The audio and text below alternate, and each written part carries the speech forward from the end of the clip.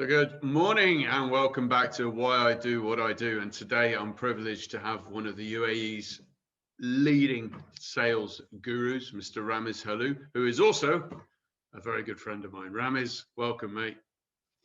Hello, Phil. How are you doing? Yeah, super. I mean, we've been floating around each other for many, many years now. And I think what I love about you is I always think of sales and relationship marketing as the kind of 1-2 punch to helping a business be successful. So Ramez, again, welcome.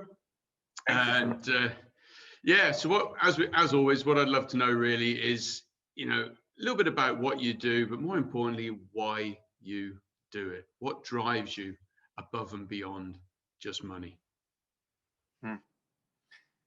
Um, it all started for me, Phil, when I moved from Lebanon to the US.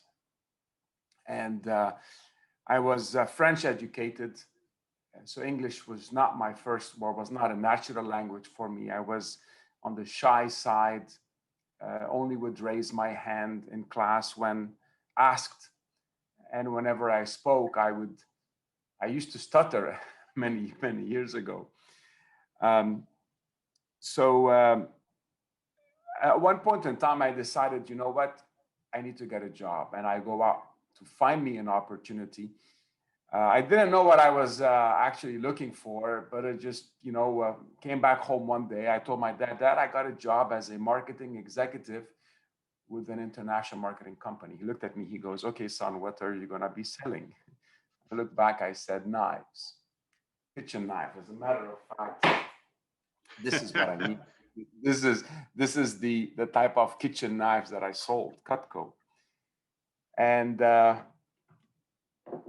some of my friends would make fun of me, would say, hey, you look sharp today. At first, I was really, I was not a good salesman. I would say I was frustrated. I came to my manager. I said, Tom, I don't think this knife job is for me. And he looked at me. He goes, Ramez, I really appreciate you sharing this with me. I was like, why is he appreciating that? Because I'm gonna quit. And he looked at me. He said, Ramez, the reason why you're here, number one, is because I feel that you care. I was like, mm-hmm. And he goes, you feel on the inside you can do this much, but now you're only doing that much, meaning a lot less than what I can. And he goes, Ramez, the gap between where you are and where you want to go is known as frustration. Are you going to let frustration make the best out of you, or are you going to make the best out of frustration?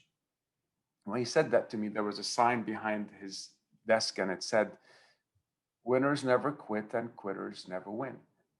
And deep inside of me, I said, I am not a quitter. I walk out on the way out. I say, okay, I'll give it another shot. I bump into one of the top reps. Her name is Melissa Moyer. And I said, Melissa, could you give me the secrets for success, sales success? She goes, Ramez, you got to do 3 things, Ramez. I was like, what? I'll take some notes. She goes, Ramez, number 1 is you got to read the books on sales. Now, there was a voice inside of me saying, I don't like reading. What's number 2? She goes, Ramez, you got to listen to audio programs in your car. Here I said, Melissa, look, I am 19 years of age. I listen to cool music in my car, okay? Not people talking. What's number 3? She goes, Ramez, you got to invest in yourself and you got to go to the summer conference coming up. I said, Melissa, I asked you how I can make money, not spend money. And she gave me a one-liner that pretty much changed my life. And she said, yeah, Ramez, there's this very famous guy by the name of Benjamin Franklin. Long time ago, he said, I was like, what did he say? He said, take whatever coins you got in your pocket and invest them in your mind, because your mind will fill your pockets with gold. Mm-hmm. And little did I know, but there's a library on both sides. I'm surrounded in about a 200 square foot office that I currently occupy. And sincerely, this is the books. The books have become my life. And I am, as a result of what I've read and what's inside of my 2 ears. And something started happening, Phil. This timid, maybe uncomfortable young men started to actually achieving success. And there was this reputation. Um, People in the office would say, look, if Ramez, not from the country, doesn't speak very good English, and doesn't know a lot of people, if he can sell knives, right? Um, Before you quit, go talk with him, see what he's doing. And time again, they would send me sales professionals that were, again, students like myself, not doing very well. And I'd sit with them, I'd watch their presentation, and I could say, okay, I can see possibly where you could be doing, where something is missing. Do you really want to know how you can turn things around? And I'd say, well, change this and change that and give it a try. People would say, oh, is it that easy? It's like, well, give it a try. Um, and time, this people will always come back and say thank you. But this one particular time, the first time this happened, let me tell you how it went. I was speaking at a sales meeting, Phil, and my manager said, go up and share what you're doing. He gave me 20 minutes. I spoke for 5. It's like just stood up and sat down again. But the next day at the sales meeting, a young woman or a young sales rep comes and she goes, Ramez, look, I've just made my first sale. And she's handing me her invoice. I was like, well, good job. She's like, no, look. And she shoves it in my face. I had to do a double take. I take it back, I read. And she had sold more than $1,000 worth of these knives. And that one invoice was more than what I had ever sold in one order. And I look at her confused. I said, geez, what did you do? She looked at me and she said, I did exactly what you told me to do yesterday. And it was at that moment that I had this warm feeling on the inside, Phil, that got me addicted to sharing what I know with others. And I discovered that the more I was giving what I knew what to do, the more I was sharing it, the more I was becoming a master at it. And I spent 15 years in the knife business after that. And what I would do is I would actually be recruiting and training sales professionals. I've built a multi-million-dollar business in Puerto Rico and Costa Rica. And I had at one point in time 300 sales reps. And all I did is go out and share my ideas with them. And every time I'd speak, people say, Ramez, when you speak, you inspire us. Have you thought of becoming a speaker? And the idea started to grow. And that's how I joined Unilever Food Solutions. I was their sales training manager for Asia, Africa, and Middle East. I traveled to more than 30 plus countries. And I would simply go, like I've always done, parachute into a country with a challenge, go observe, see what's going on, create a certain gap analysis, and then know how to support the sales leaders with their sales teams and drive success. Time and time. I've been given challenges, countries like South Africa growing at 30%, but the business needed South Africa to grow at 45%. Because they had more potential.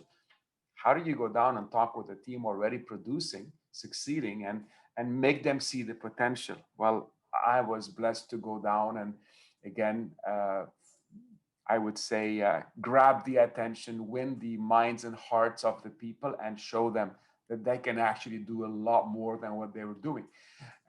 And countries like the UAE, which was a losing business. And when I took over the head of that business in 2007, 2008 was my first year as the head of that business. And we turned that business around. Me and my team, I would say, put the foundations in place and drove it. And again, I love to see people's smiles, Phil. People think that people get a job in sales because they hope to find a job elsewhere later on. However, when people realize that unless they commit to the profession of selling, which basically to me, to sell, this very well, we both have a similar background in terms of we love to serve, we love to help others. And in order to get what I want, I must help someone get what they want first. That's Zig Ziglar. And that has been one of the core principles and values. Look, I don't mind helping. I think because of the amount of time I helped, I learned how to become even a better coach, a better consultant, listen, observe, and support others. I'd even say today, even when I coach clients over Zoom, I'm able to, they're like surprised of how I pick up things through their tonality, through the way they look, through the way, I mean, again, it's selling. It's the art of communicating. I guess I said the word art, but today there is a science behind that. And when you combine the two, you really have a very, very valuable skill set.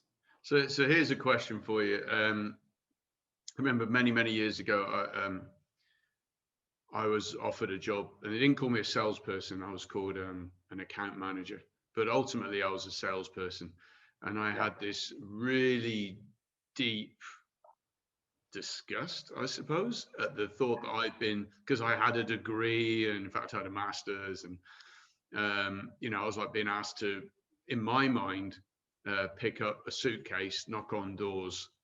And I just thought it was really horrible that I was being asked to do this. I don't know if it was a fear of rejection or a fear of thinking that I wasn't valued or what it was, but there was something deep inside me that was like, I'm not a salesperson. This is a horrible thing. I mean, 20 years down the line, a bit like you said, I've started to realize that, real sales is a different dynamic. But I don't want to spoil your answer to this. What would you say to someone that had that opportunity to go into sales? And sometimes we get offered a job and there's no other options out there, but we get offered this job. But maybe something's holding you back, some sort of perception of what sales is. What would your message be to them? I think, when to succeed in selling, Phil, you need high level of integrity. You need high level of discipline. You need high level of empathy, high level of drive. I think selling is a great way to live life. It's learning the skills of selling are only going to help us have a more fulfilled life, because we learn to get out of our comfort zone. We learn to face our fears with action. We learn to realize, what things. No failure is final unless you really call it final.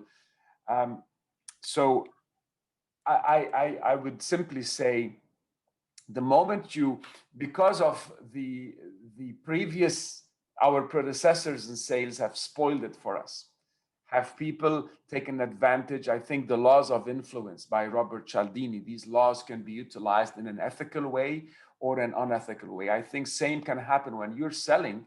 You can either be selling in an ethical way or an unethical way. And it's unfortunate that previously, when we've been exposed to the myths and the examples of some unethical behavior, it does put the sales profession in an unprivileged profession.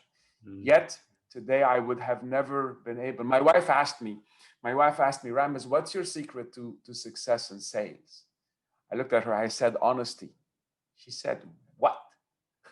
I said, honesty. She's like, I would never have thought this would come out of your mouth, and you're the sales expert, the sales guru. Now, why would she say that? Is because the perception of sales in her mind was altered.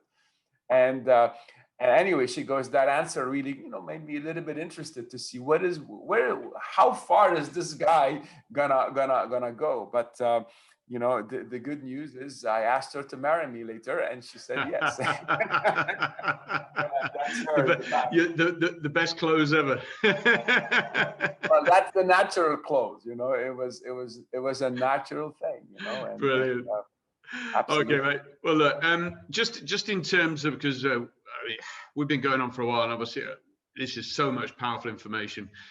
What would you say, particularly at the moment, if you can say in like 20 seconds or less, what at the moment would you say has been your most successful product or change? I mean, we're sort of still in the COVID thing at the moment as we're recording this, and it isn't going away anywhere soon.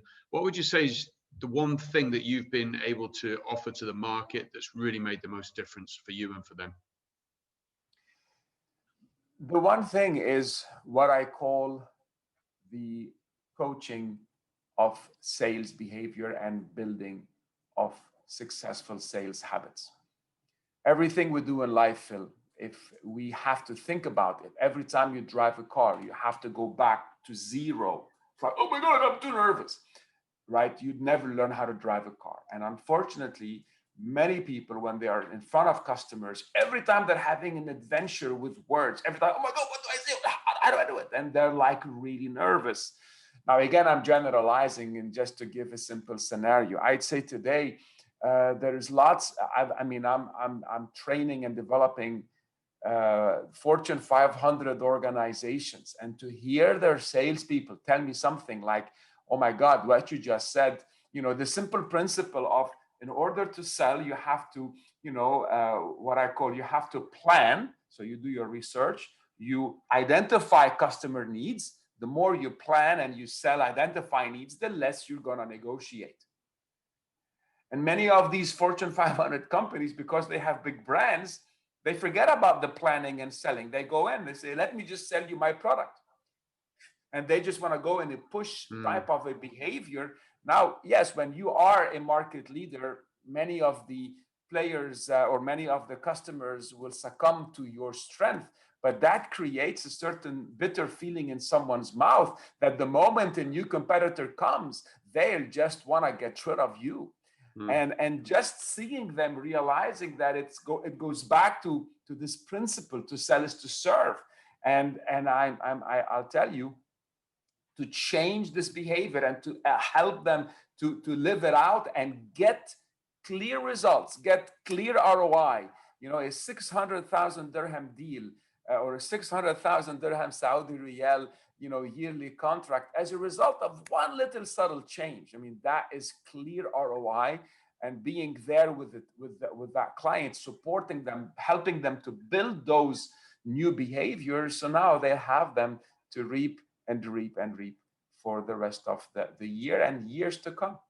Okay, so without asking you to do it all again, what sort of showed up for me there was, particularly at this time, it's really not expecting your product to sell for you. It's for really engaging the habits of sales and generating opportunities based on a conversation and listening to the client rather than just doing what you've always done.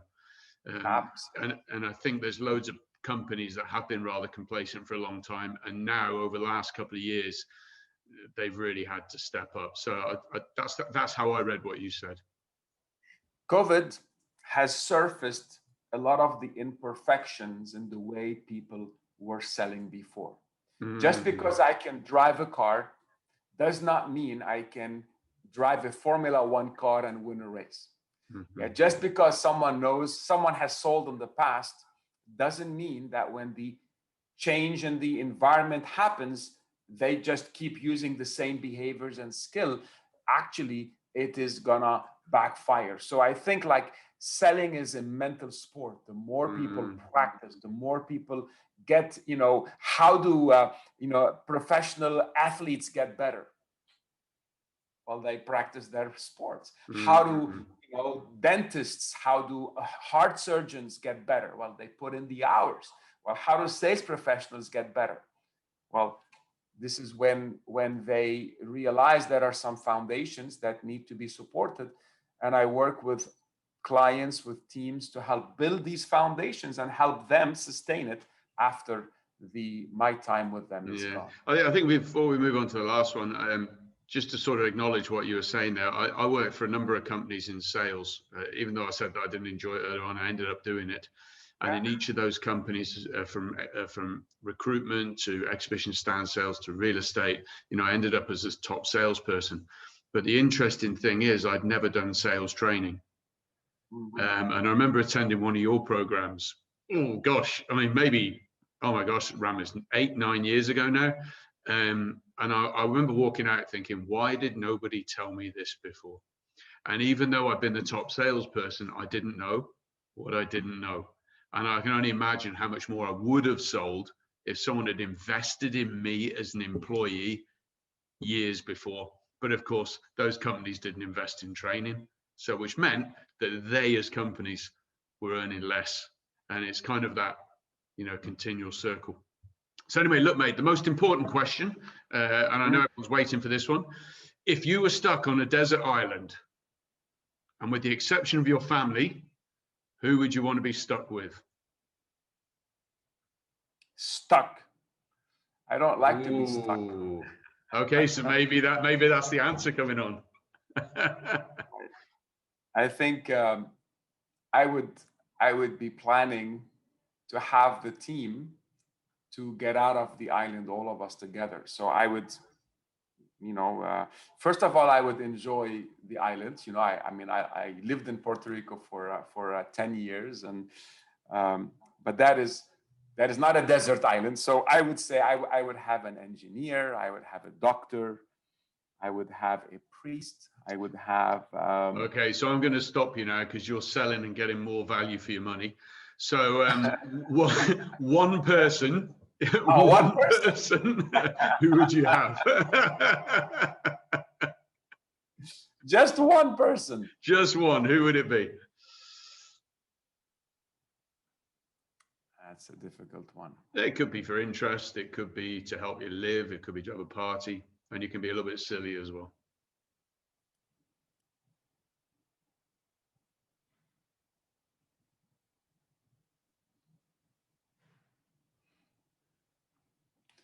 Well, that person,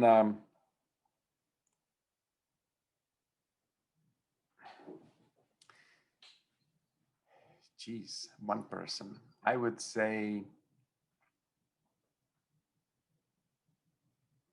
and it cannot be family or friends. You said it can. It can be friends. It can be friends. Yeah. It's just if we all feel like we should say our wife or our husband, that kind of makes every single answer the same. So I'm trying to keep that one off the table. Well, look, one person that I would love to have with me is a dear friend of mine. Is a dear friend of mine called Bashir. He's a childhood friend, and he's really somebody that we get along very well, and together we will be able to plan our exit out of the island. Fantastic. And is he the gentleman you used to do a mastermind with, or is that a different one? No, he's a childhood friend. He's an architect. So okay. I would say. So he does have. You could build a really nice sort of cabin on the island, at least, if you couldn't leave. Build the cabin. And we get along very well. So we complement each other. Yeah. Brilliant. Ramez, thanks so much for your time. Thanks for sharing what drives you. And see everyone soon. See you soon, buddy. Thanks, everyone. Bye. Stay safe.